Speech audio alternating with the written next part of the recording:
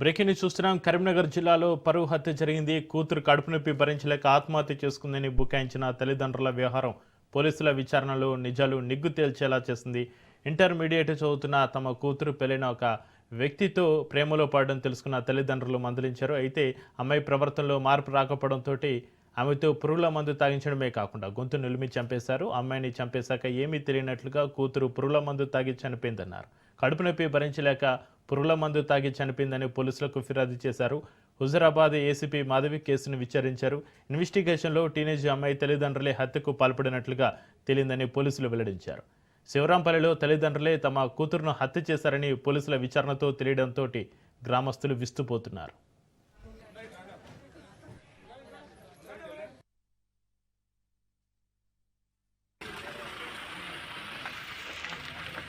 ఒక వ్యక్తి పోలు అనిల్ అనే వ్యక్తితో ఆ వ్యక్తి ఆ అమ్మాయిని ప్రేమిస్తున్నాను వెంటపడటం వల్ల మేబీ ఆ అమ్మాయి కూడా సపోర్ట్ చేసిందని తెలిసింది.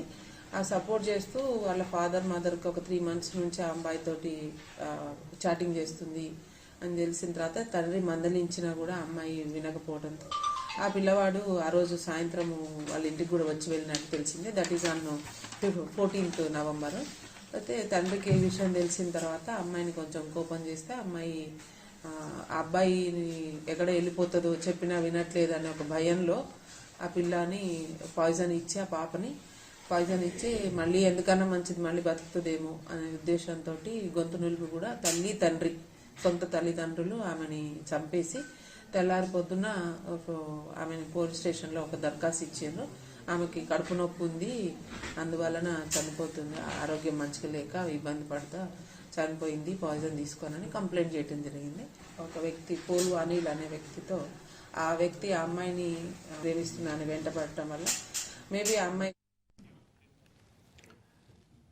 కరీంనగర్ జిల్లాలో పరువు హత్యకు సంబంధించి మరింత సమాచారాన్ని మా ప్రతినిధి రవీందర్ ఫోన్ లైన్లో అందిస్తారు. రవీందర్. చక్రి, ఒకవైపు కరీంనగర్ జిల్లాలో పరువు హత్య అనేది ఒకవైపు కలకలం రేగిందని చెప్పవచ్చు.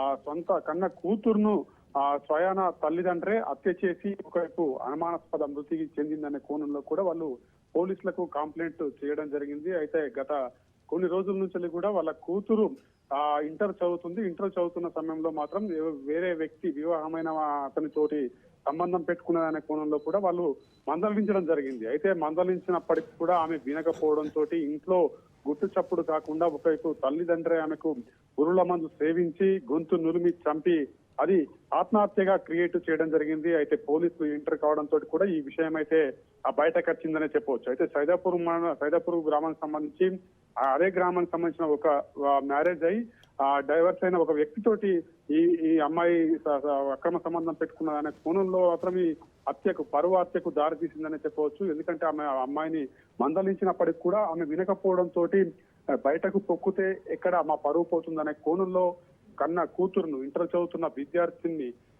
అతి కిరాతకంగా పురుగుల మందు తాగిపిచ్చి గొంతు నులిమి చంపడం అనేది ఒకవైపు సైదాపూర్ మండలంలోనే కాదు కరీంనగర్ జిల్లాలో కలకలం రేపిన పరిస్థితి అయితే చెప్పవచ్చు. దాని ప్లాన్ ప్రకారంగా ఒకవైపు ఆత్మహత్య చేసుకుందనే కోణంలో కూడా దాన్ని క్రియేట్ చేసే ప్రయత్నం చేశారు. కానీ పోలీసుల దగ్గరికి వెళ్లడంతో పోలీసులు ఎంటర్ కావడంతో ఏం జరిగిందనే కోణంలో కూడా బయటకు వచ్చిందనే చెప్పవచ్చు. చక్రి. రవీందర్, ఏసీపీ మాధవి స్వయంగా ఈ కేసును విచారించినట్టుగా తెలుస్తుంది.